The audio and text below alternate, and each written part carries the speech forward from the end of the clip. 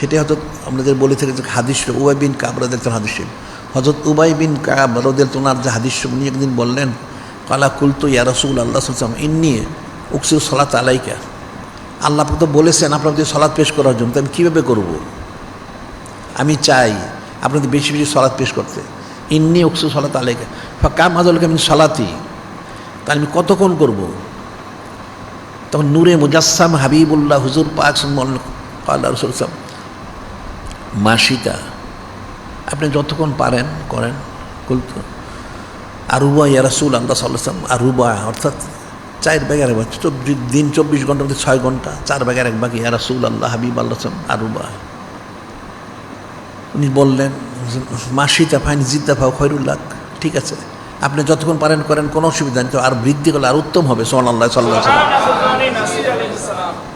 কুলতু আন নিসফা ইয়া রাসূলুল্লাহ সাল্লাল্লাহু আলাইহি ওয়াসাল্লাম, ইয়া রাসূলুল্লাহ হাবিব আল্লাহ সাল্লাল্লাহু, আমি তাহলে 12 ঘন্টা করব, অর্ধেক। কালা মাসিতা ফাইন জিদ্দা ফাও খয়রুল লাক। তো নূরে মুজাসসাম হাবিবুল্লাহ সাইয়্যিদুল মুরসালিন ইমামুল মুরসালিন খাতামুন নবীন হুজুর পাক সাল্লাল্লাহু আলাইহি ওয়াসাল্লাম বললেন ঠিক আছে উত্তম, যা পারেন, তবে আরও বৃদ্ধি করলে আরও উত্তম হবে। সুবহানাল্লাহ সাল্লাল্লাহু আলাইহি ওয়াসাল্লাম। কুলতু ফাসুলুসাইন ইয়া রাসূলুল্লাহ সাল্লাল্লাহু আলাইহি সাল্লাম, আমি এরপরে বললাম ইয়া রাসূলুল্লাহ হাবিব আল্লাহ 3 ভাগের 2 ভাগ 16 ঘন্টা। কালা মাসিতা ফাইন জিদ্দা ফাও খয়রুল লাক। তো নূরে মুজাসসাম হাবিবুল্লাহ সাইয়্যিদুল মুরসালিন ইমামুল মুরসালিন খাতামুন নবীন হুজুর পাক সাল্লাল্লাহু আলাইহি ওয়াসাল্লাম বললেন ঠিক আছে আপনি যা পারেন করেন, তবে আরও বৃদ্ধি করতে আরও উত্তম হবে। সুবহানাল্লাহ। কত বৃদ্ধি করবেন?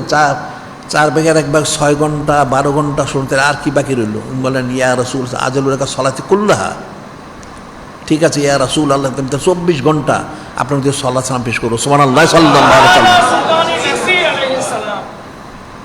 উনি বললেন তাহলে 24 ঘন্টা একদম সর্বসময় আপনার সালাত সালাম মনে পেশ করবো ইয়া রাসূল আল্লাহ হাবিব আল্লাহ। তখন কিন্তু নূরে মুজাসসাম হাবিবুল্লাহ হুজুর পাক সাল্লাল্লাহু আলাইহি ওয়াসাল্লাম বলেন যথেষ্ট কিন্তু বলেন নাই। ইজান তুকফা হাম্মুকি কাফুল এ কাফুল জাম্বুকা ইজান, অর্থাৎ যদি আপনি করতে পারেন ইউকাফিরুল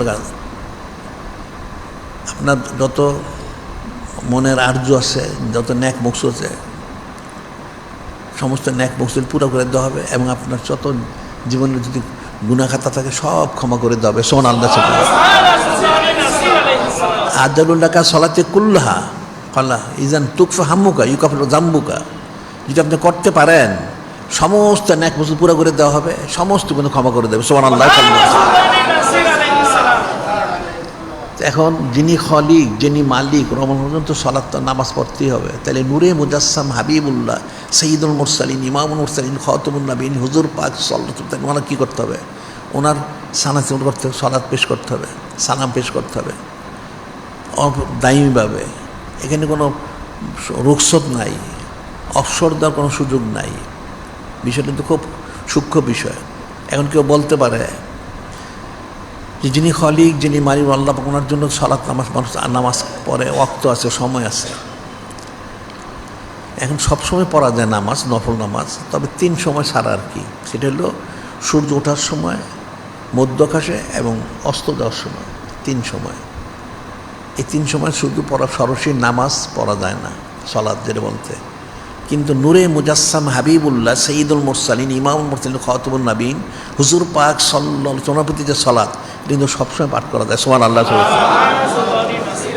এখন এখানে একটা প্রশ্ন হতে পারে যে সবসময় যে পড়বে, তাহলে এখন তো সে তো তার তো ঘুম আছে, খাওয়া আছে, মুখে কী করে বলবে, কথাবার্তা বলতে হয়, ওযু আছে, ইস্তেঞ্জা আছে, ইত্যাদি ইত্যাদি অনেক কিছু আছে, তাহলে কীভাবে করবে? এটা একটা ফিকিরের বিষয়। সে কীভাবে করবে সেটা, এই বিষয়টা কীভাবে করবে, এটার জন্য কিন্তু আমরা বলে থেকে যাচ্ছি। এটা তো মানুষ তো স্বাভাবিক পারবে না। যিনি খলিক যিনি মালিক আল্লাহ পাক, ওনার যে সলাত, একটা অর্থ হলো সলাতের, একটা অর্থ হলো নামাজ পড়া, আরেকটা সলাতের আল্লাহ পাক ওনার শান অর্থ হচ্ছে আল্লাহ পাকে দায়মি স্মরণ করা। অর্থাৎ এই যে জিকির আমরা বলি, হাকিকি সুলতান জিকিরটা জারি করা,